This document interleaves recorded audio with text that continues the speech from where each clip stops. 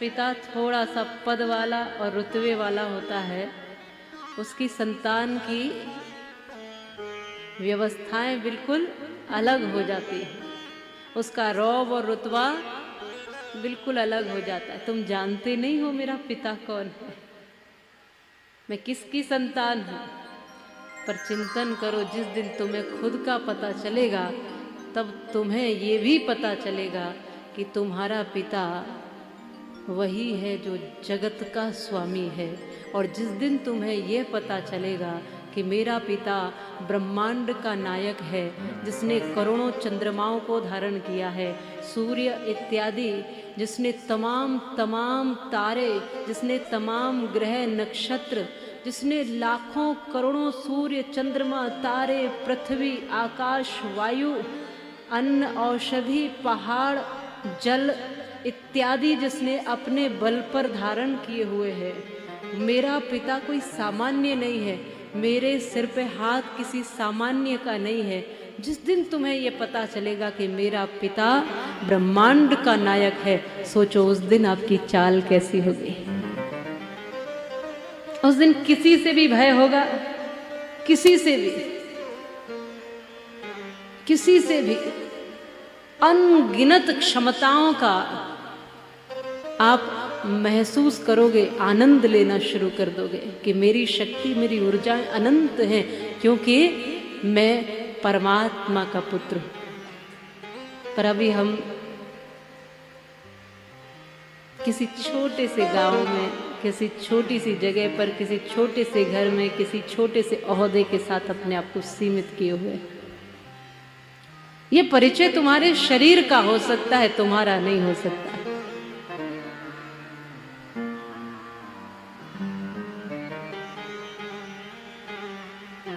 नाम है तेरा तारनहारा, कब तेरा दर्शन होगा।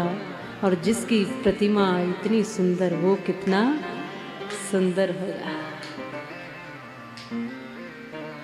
कोई फिर अपने आप को कुरूप नहीं समझेगा, फिर कोई अपने आप को छोटा शक्ति ही नहीं समझेगा, कोई अपने आप को दुखी और दरिद्र नहीं समझेगा।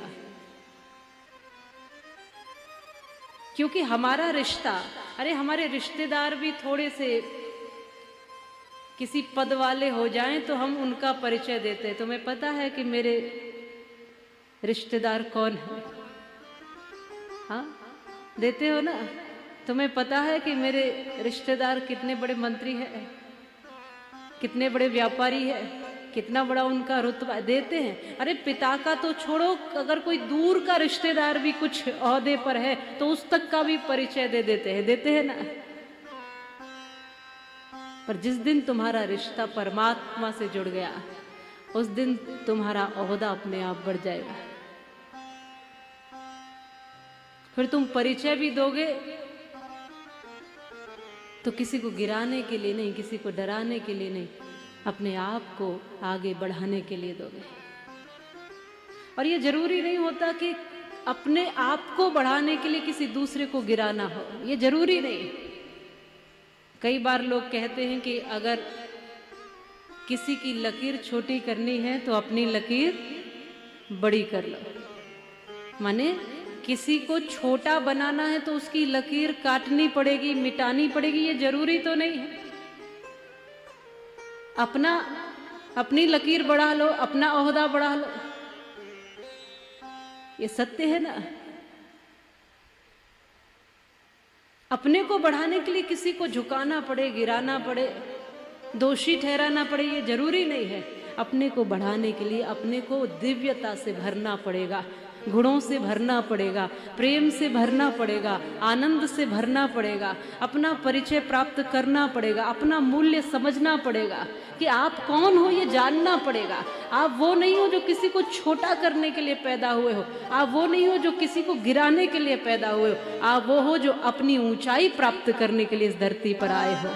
जितना ऊंचा हो सकते हो विचारों से, उतने ऊंचे हो जाइए। चिंतन में भी कभी बुरा चिंतन मत लाइए, ये है आपकी ऊंचाई। कौन है बड़ा?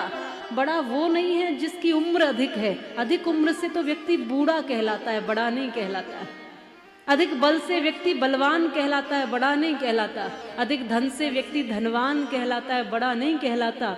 और अधिक गुण से व्यक्ति गुणवान कहलाता है, बड़ा नहीं कहलाता। और अधिक ज्ञान से भी व्यक्ति ज्ञानी कहलाता है, बड़ा नहीं कहलाता। जो जो भी तुम्हारे पास जो बड़ा दिखने लायक है, उससे व्यक्ति बड़ा नहीं कहलाता। किससे बड़ा कहलाता है? जो व्यक्ति अपने आप को जान करके जो दूसरों का भी ओहदा बढ़ाने का प्रयास करे, जो अपने आप को जाने और दूसरे को छोटा न समझे, जो अपने आप को जाने और अपनी ऊंचाइयों का विस्तार करता जाए, जो अपने चिंतन से, जो अपने विचार से बड़ा है, वही बड़ा है।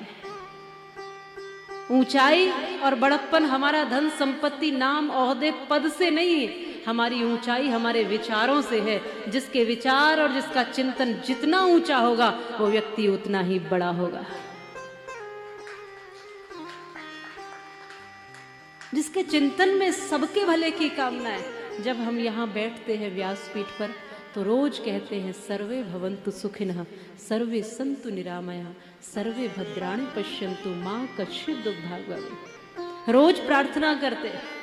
आप जब बैठते होंगे तो कहते होंगे कि मेरा कल्याण करना, मुझे घर मकान संपत्ति जो चाहता हूँ वो देना, अच्छी नौकरी देना, अच्छा विवाह हो जाए, ऐसा हो जाए, वैसा हो जाए।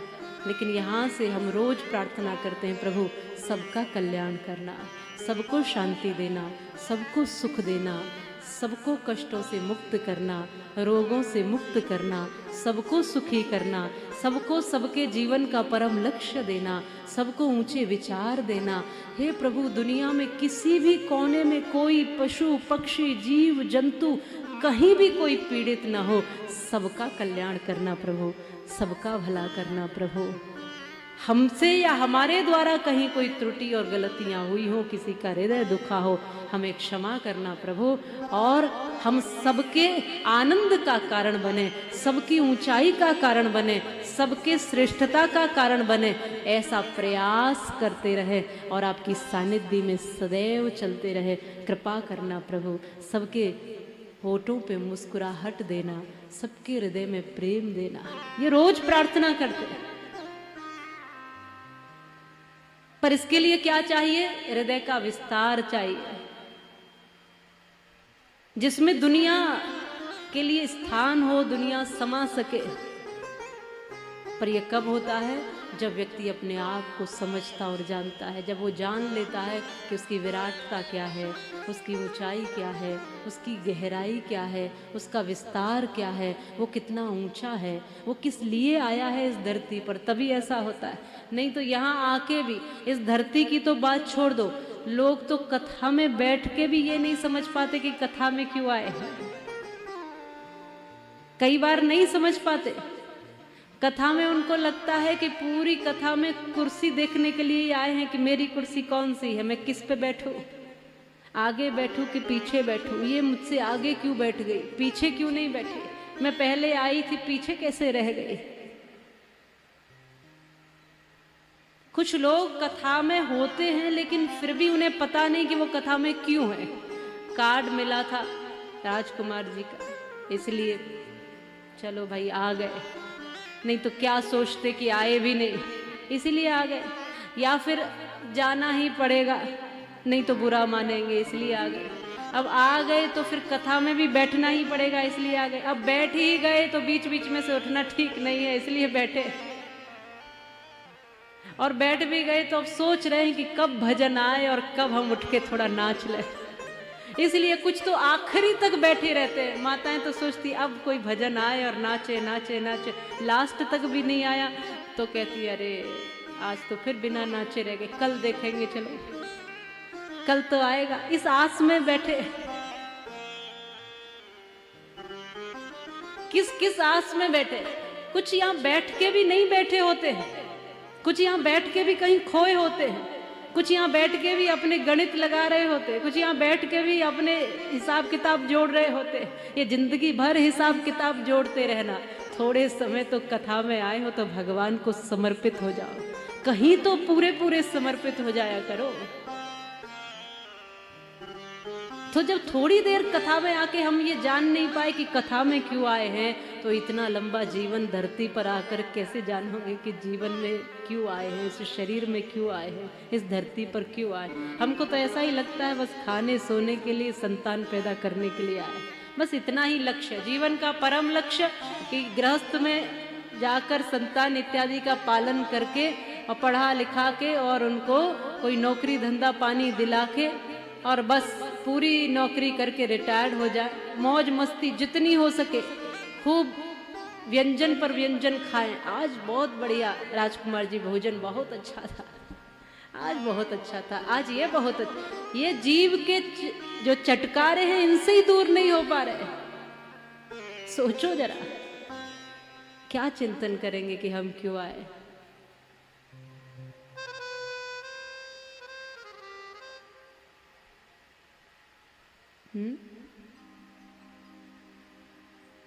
कई बार माताएं कहती हैं, देखो देवी जी आज हम इतना बढ़िया तैयार होकर के आए थे, एक फोटो तक नहीं लिया आपने।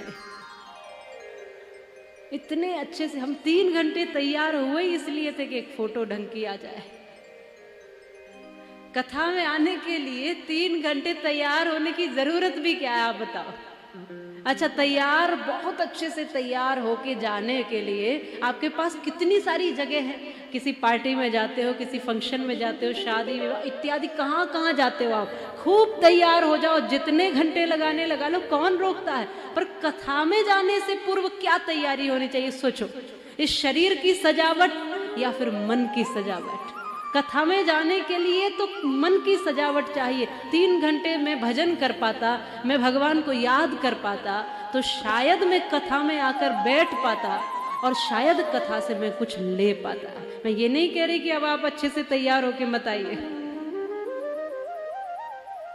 हाँ, कई बार ऐसा होता है कि बहुत से लोग, मैं कई क्षेत्रों में जाती हूँ अलग अलग, तो भाइयों में ज्यादा होता है, वो जैसे है लुंगी पहने तो वैसे ही आ गए। कई बार होता है ग्रामीण क्षेत्रों में, या भोले भाले लोग होते हैं तो जैसे हैं घर में बैठे हैं, जो बनियान बनियान डाले हो वैसे ही आ गए कि देख के आ जाए कथा कैसी हो रही है। तो मैं ये नहीं कह रही कि ऐसे ही चले आना, व्यवस्थित वस्त्र इत्यादि तो हो, वो तो बहुत उचित है, लेकिन फिर अफसोस होगा कि 3 घंटे तैयारी की और मेरे झुमके तो फोटो में आए ही नहीं। ये होगा फिर अफसोस। इस रंग की बढ़िया साड़ी पहनी, इतने दिन से तैयार करवाई थी, ये तो ढंग से आए ही नहीं। फिर फोटोग्राफर से लड़ती हो आप बाद में कि भैया ये फोटो नहीं लिया। पर ये नहीं कभी सोचती हो कि 3 घंटे में कौन सी बात ऐसी थी जो हृदय को छुई और जिससे जीवन बदल सकता है। क्या कोई बात ऐसी नहीं होती जिससे जीवन बदला जा सके या जीवन में उतारी जा सके। बहुत सी बातें ऐसी हैं। तो निश्चित रूप से ये होना चाहिए कि कथा में आने से पहले, जैसे कि आप परीक्षा देने जा रहे हो, आपका बालक परीक्षा देने जाता है, कहती हो ना तैयारी करो तैयारी करो, और खुद भी लग जाती हो उसके साथ तैयारी कराने में। क्यों? क्योंकि वो परीक्षा देने जा रहा है और वो जो परीक्षा में लिख कर आएगा उसका रिजल्ट वैसा ही उसको देखना है और फिर जीवन भर उसका असर रहना है उस पर।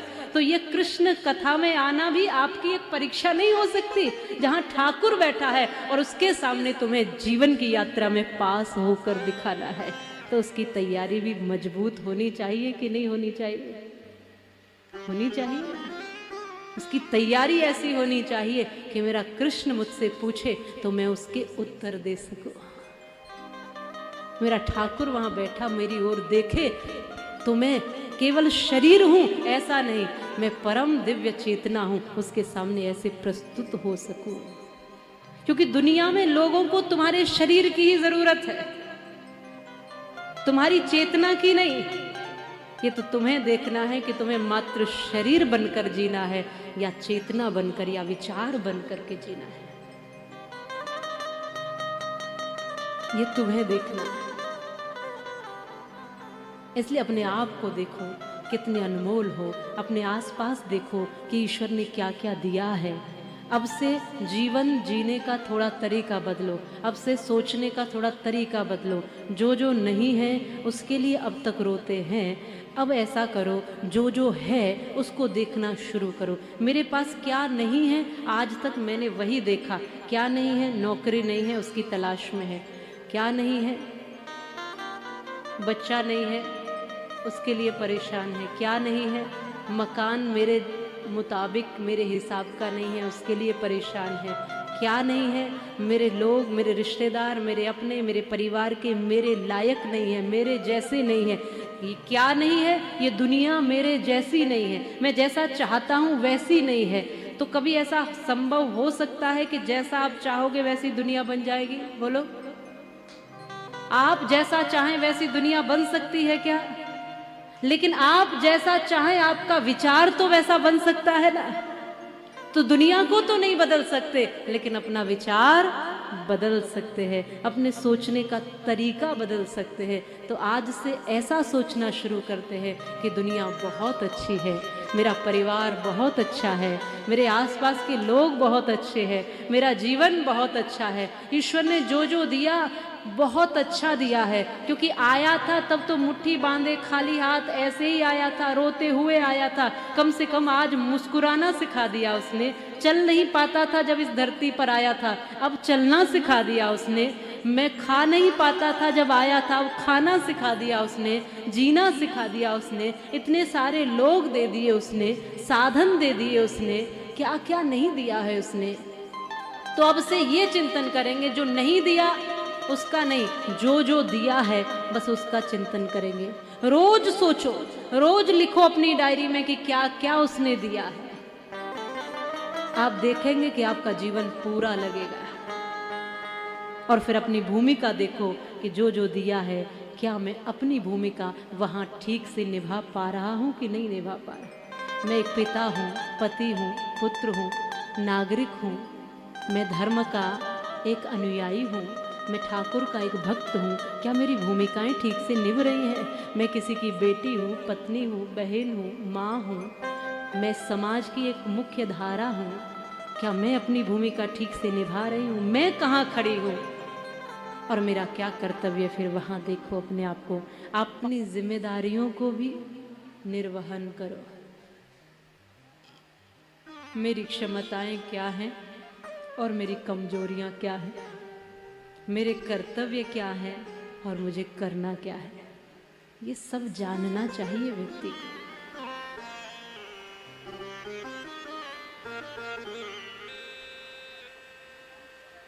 मेरे जीवन का लक्ष्य क्या है? कभी कभी सोचना चाहिए, कभी कभी चिंतन करना चाहिए कि मैं क्यों आया हूं।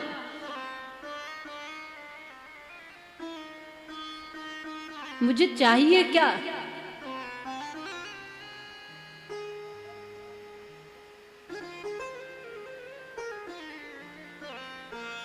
हमारे जीवन में जिसकी अहमियत होती है, जिस भी चीज की, उसका मूल्य बढ़ जाता है। हमने जिसको मूल्यवान बना दिया, उसका मूल्य बढ़ गया। लेकिन वास्तविकता में देखिए ना कि मूल्यवान क्या चीज। हमने हमारे शरीर को मूल्यवान समझा और हमने इसकी कीमत बढ़ा दी। हमने इसको सजाना शुरू कर दिया, हमने पूरा ध्यान देना इस पर शुरू कर दिया। पर सत्य ये है कि शरीर एक साधन तो है जो हर कार्य को सिद्ध करेगा। यहां तक तो ठीक है, तो शरीर पर ध्यान देना तो चाहिए ही चाहिए।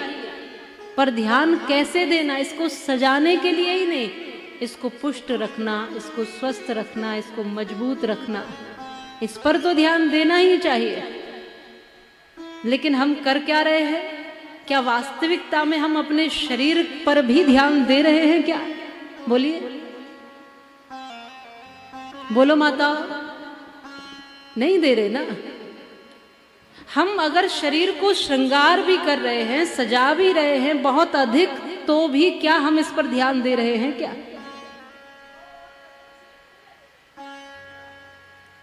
ध्यान देते तो समय से पहले ये समस्याएं क्यों शुरू हो जाती? हाँ, शरीर पर ध्यान दीजिए, ये निश्चित है, क्योंकि ऋषि मुनियों ने कहा है कि ये साधन है, ये हमारा साधन है। भक्ति में भी, हर कार्य में भी। अब घुटने दर्द करने लगेंगे तो कैसे बैठोगे कथाओं में, बताओ? तो ध्यान तो देना पड़ेगा घुटनों पे भी। हड्डियों में दर्द होगा, शरीर में तकलीफ होगी तो कथा में भी मुश्किल होगी। उम्र के साथ कोई शरीर में रोग आते हैं अलग विषय है, उम्र के साथ, बढ़ती उम्र के साथ समस्याएं, तकलीफ, कमजोर शरीर में आ ही जाती हैं, अलग विषय है। लेकिन ये क्या 20-20, 22-22 वर्ष में भी इतना आलस्य, हम ऐसे होते जा रहे हैं, हर कार्य हमें बोझ लगता है।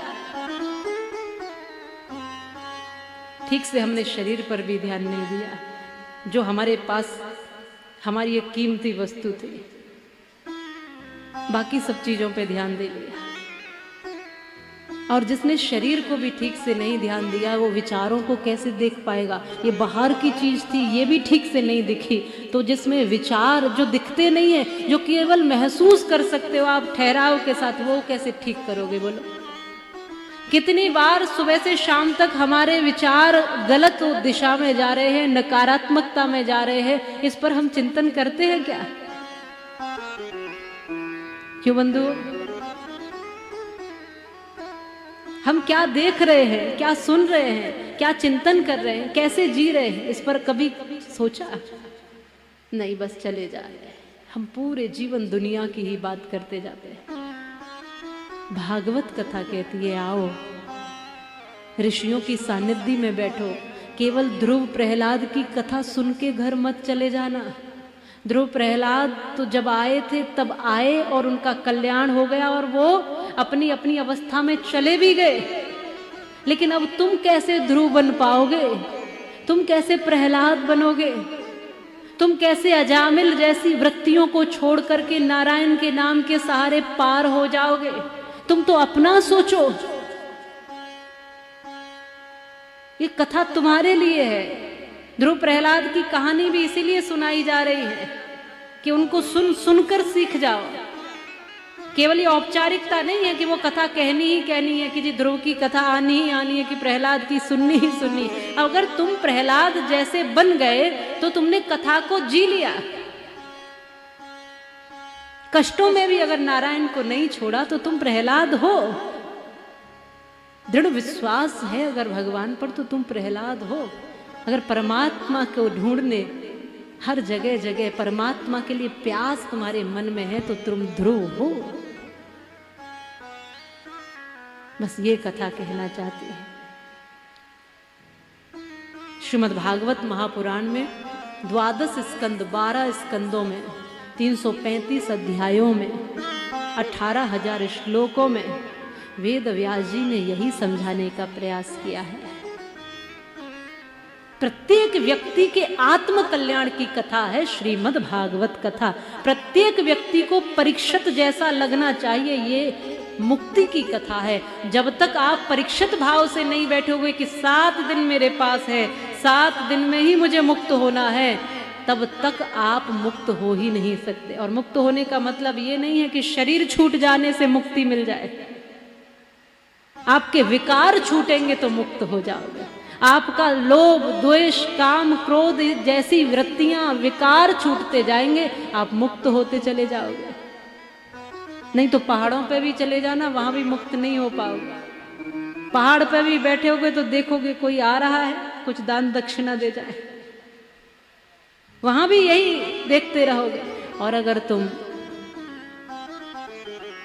खुद को देख पाए ठीक ठीक तो फिर बाजार में भी बैठ जाओगे ना तो भी मुक्त ही हो। मनु भगवान की कथा